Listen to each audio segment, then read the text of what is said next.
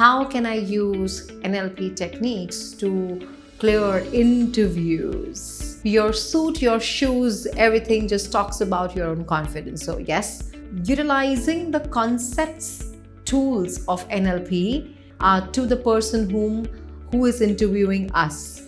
How you perform, your knowledge definitely will speak, but this can really make a difference in communication, the way you're communicating.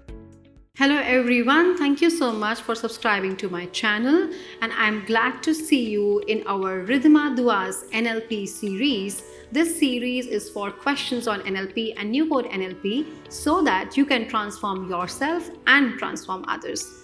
Keep experiencing, discovering, decoding and doing it real.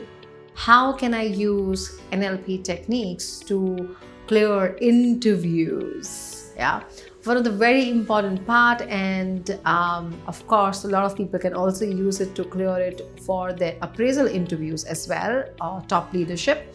You can also use this. It's a very detailed process which I'm going to discuss. So let's go more deeper into it, and this is a process-based answer. You can keep your pen and paper ready, and also make sure that you observe me while I am answering you this question. First thing first, of course, a lot of leaders know this very well.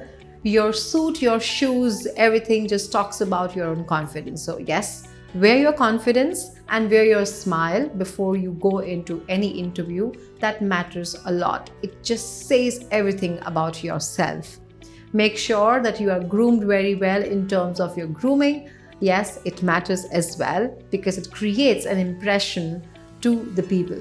Now let's go more deeper, utilizing the concepts, tools of NLP to make sure that we create an influence to the person who is interviewing us.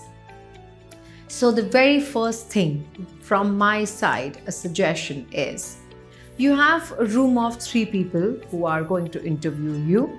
All these 3 people are going to be different. They will have different perceptions, they will have different personalities, they will have different way of speaking, they will have different way of sitting, etc.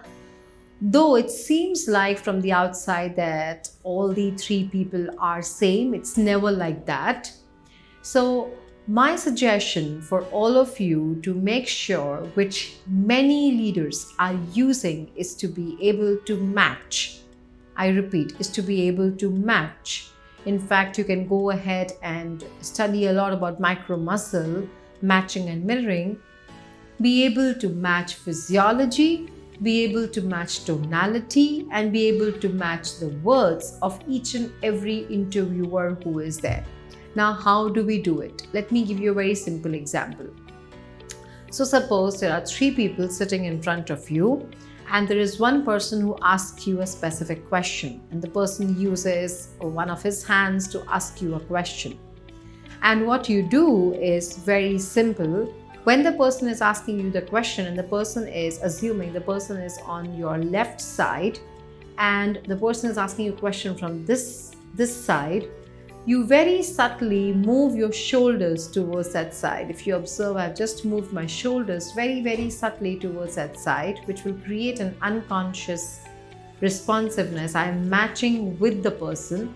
So I am matching with the person's shoulders, and then I very subtly, the person has asked me a question using his hands, and then when I answer, I very subtly use my right hand 1 or 2 times only, not exactly like a cut, copy, paste, like a monkey see, monkey do, but a very subtle, very subtle way of matching with the person, with my shoulder completely matched with the person.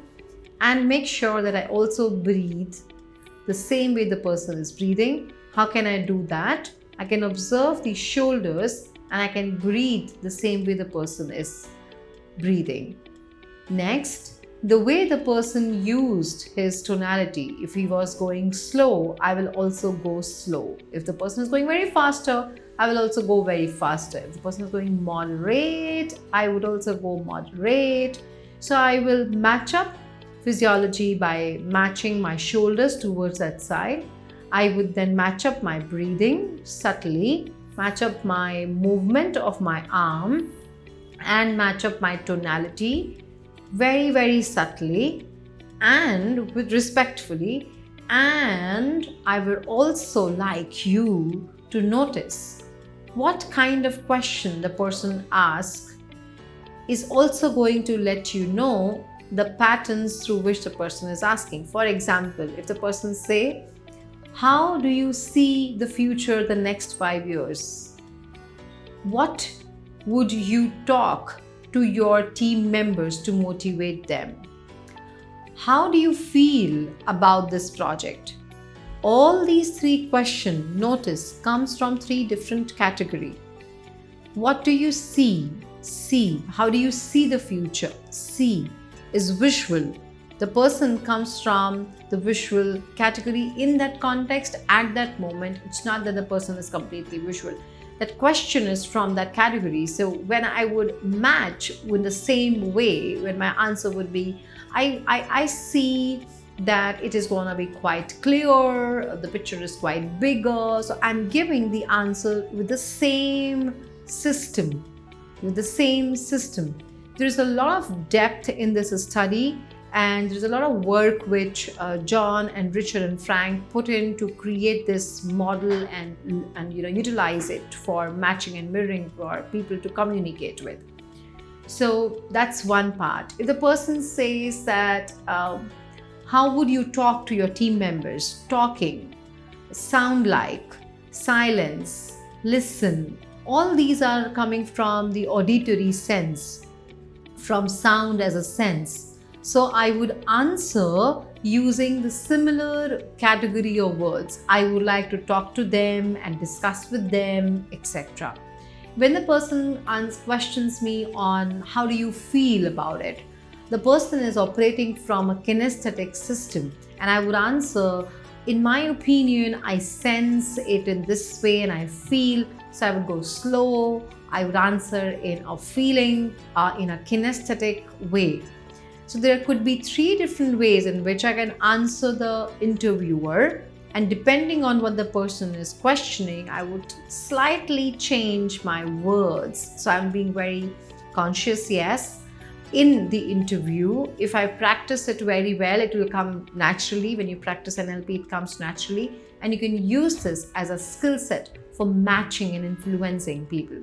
So that's one important part. I repeat, I would match physiology, I would match tonality, fast, slow or moderate, and I would match the word category, whether it is from visual or auditory or kinesthetic. If I would match all these 3, it would exactly be like a dance of communication. Have you ever seen 2 people who like the same thing? They stand for each other, they talk, they like each other, they get influenced with each other, right? That liking is a very deeper liking. It's an unconscious bias, it's an unconscious liking, yeah? And it has been there, correct? It's been there in our systems, it's been there in cultures, it's been there, friend likes friends, it's been there like youth. So there are many examples like that. You like chocolate, I like chocolate, something like that. So there are many examples of similarities which is already there. So I can use this as a toolkit for influencing the interview which is there. And of course, your knowledge will speak in itself. How you perform, your knowledge definitely will speak, but this can really make a difference in communication, the way you're communicating. That is something which is very important. Another thing to complete this is also, if there is a person then who asks a question in the center or in the right side, I would use the same movement. So I would answer this way, I would answer this way, I would answer this way, and I am continuously moving myself to match and mirror and create a dance or rhythm on this table. Create this kind of connection, a rhythm on this table with the match of different predicates, with the match of physiology, and with the match of sound. How can you test it?